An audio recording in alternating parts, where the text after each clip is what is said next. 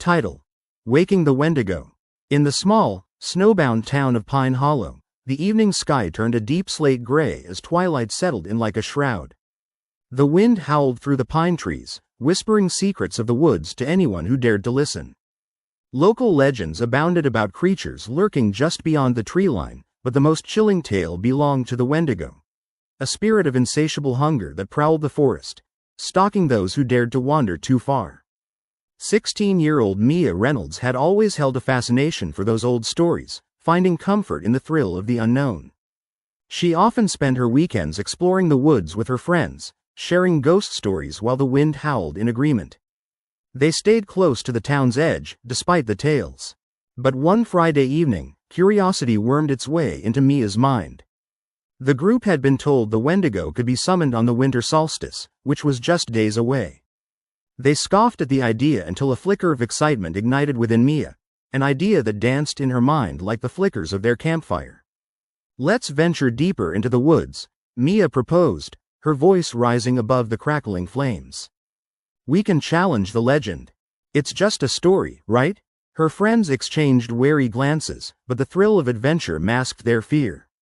With reluctant spirits, they rallied together, backpacks slung over shoulders, flashlights in hand, and set off into the sprawling expanse of trees that had been a backdrop to their youth. Laughter echoed through the crisp air as they ventured further from the safety of Pine Hollow, though apprehension stretched like tendrils of mist, creeping onto their shoulders. As night fell, the unfamiliar landscape transformed into shadowy figures, each tree warped into a menacing silhouette. The atmosphere hummed with an eerie energy. The wind was sharper here, echoing laughter that seemed like a warning. They trudged on, their initial excitement turning into a tangible tension, saturating the air like the scent of pine.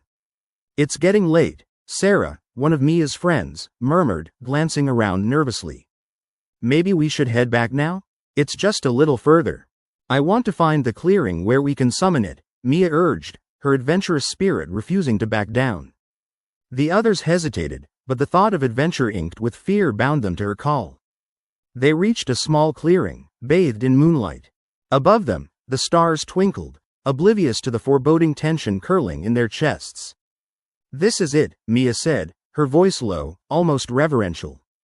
"If we want to summon the Wendigo, we need to make an offering."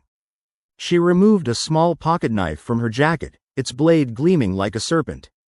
Her friends watched uneasily as Mia cut a small marking into the palm of her hand. "Just to show we're serious," she explained quickly, as though her bravado could brush away their fear. The others exchanged horrified looks, but the thrill of the unknown anchored them to the spot. With their breaths stealing the cold air, Mia whispered words chanted long ago around winter fires. The clearing tinged with magic, or at least that's what they hoped. Distant howls echoed through the trees, a low haunting melody that sent chills racing along their spines. Suddenly, there was silence. A suffocating stillness gripped the clearing. Then came a rustling from the tree line, almost too quiet to hear. The friends huddled closer, fear coiling tightly around them. Shadows danced along the edges of the trees, and from that darkness, unfathomable eyes watched, glimmering in the dark. "Mia, we should go," Sarah pleaded, her voice trembling. But before Mia could respond, the Wendigo appeared, a grotesque figure of emaciation. Its limbs elongated, fingers ending in talons that glinted like ice shards. Dark matted fur hung from its skeletal frame, and its breath misted the air, swirled with an unearthly chill.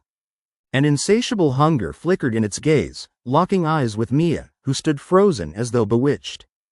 The terror of her actions washed over her, but it was too late. The creature loomed closer, its breath suffocating. Mia's friends screamed, breaking the trance, and it was an all-out dash back through the forest. Somehow, the Wendigo's presence stirred a primal fear in them, driving them faster as they ran blindly toward the safety of their town. But Mia lagged behind, her breath hitching in her throat, heart-pounding. The Wendigo chased her like a shadow, its echoing growls rumbling through the trees. Just as she stumbled against a gnarled root, her friends disappeared into the distance. Alone, faced with the embodiment of her recklessness, Mia fell silent, and in her stillness, she felt its icy breath wrap around her. "I didn't mean it," she gasped, the dark aura pressing down on her.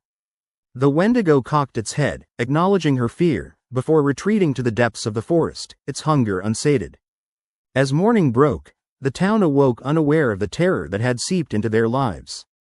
Mia's friends reported her absence.